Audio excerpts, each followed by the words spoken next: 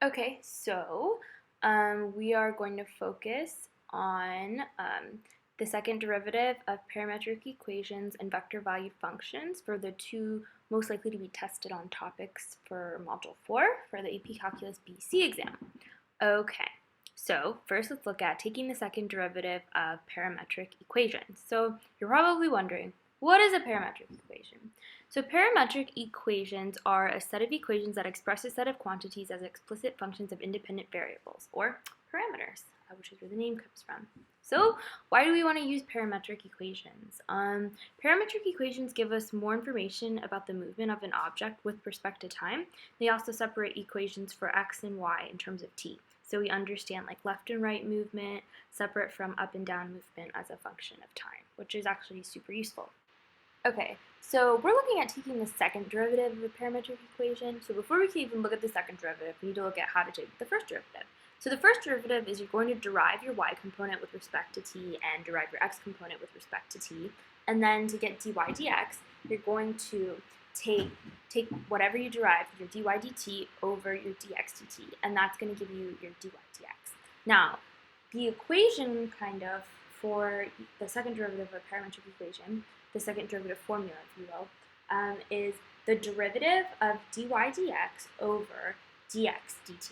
So you're going to take the derivative of whatever you got for your dy dx with respect to t. That's going to be over your dx dt. And that's going to be your find the second derivative given x equals t squared and y equals t squared plus 6t plus 5. So the first thing that we are going to do is we are going to need to find our dy dx, which is going to be our dy dt over our dx dt. So if you take the derivative of y with respect to t, you're going to get 2t plus 6, which is just following your basic derivative rules. And then dx dt is going to be 2t. So to get dy dx, we're going to put our dy dt over our dx dt, which is going to give us 2t plus 6 over 2t, and we can factor out a 2, which is going to simplify to t plus 3 over t. So now we have our dy dx. However, our equation for the second derivative of parametric equations, we have to take the derivative of this dy dx to get the top portion of our formula, and we're going to put that over our dx dt.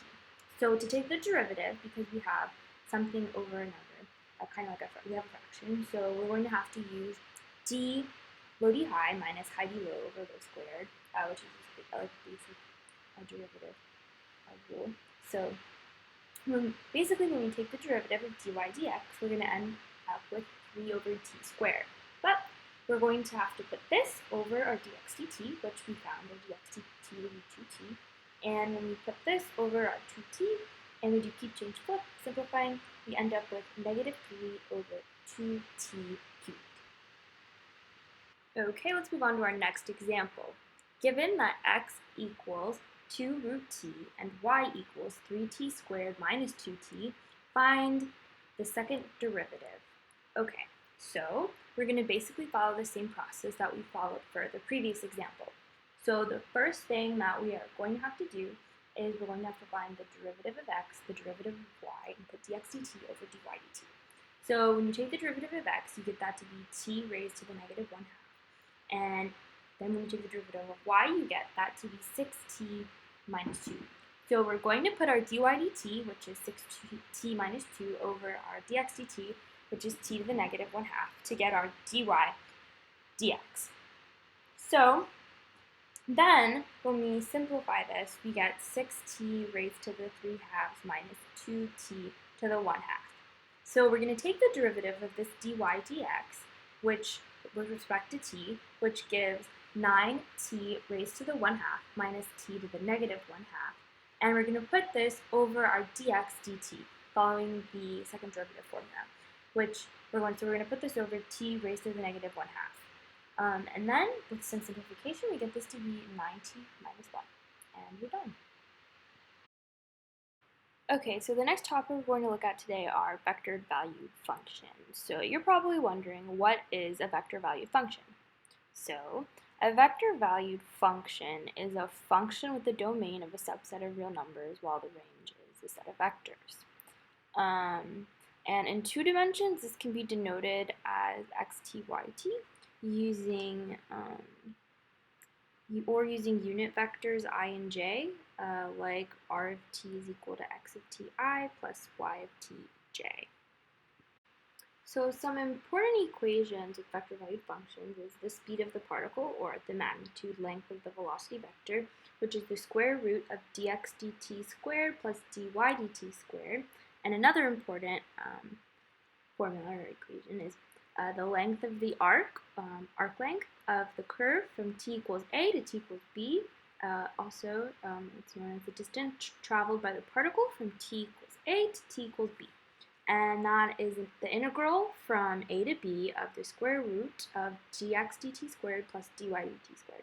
So it's basically just like the speed of the particle formula, except that you have your integral from a to b there.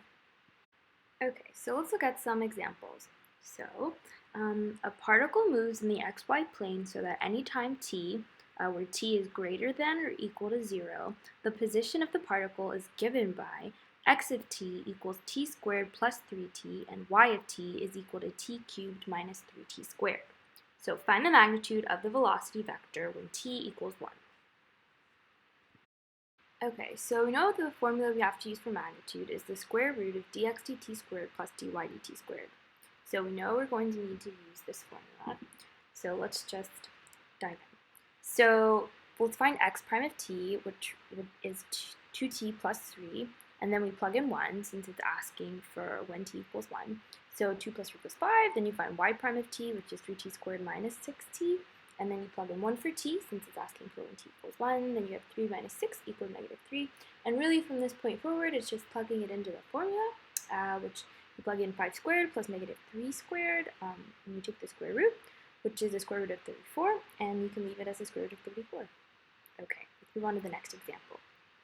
At time t is greater than or equal to 0, a particle moving in the xy plane has velocity vector given by v of t is equal to 4e raised to the negative t, comma, sine 1 plus the square root of t. What is the total distance the particle travels between t equals 1 and t equals 3? So this is basically just applying kind of like a formula, except something cool about this one that I like is, so for the total distance formula, you have the integral from a to b of the square root of dx dt squared plus dy dt squared dt. And when I was originally doing this problem, I had to ask myself, okay, so I plug in dx dt and dy dt, so do I take the derivative of the functions that are given me here and as like velocity to like the vector?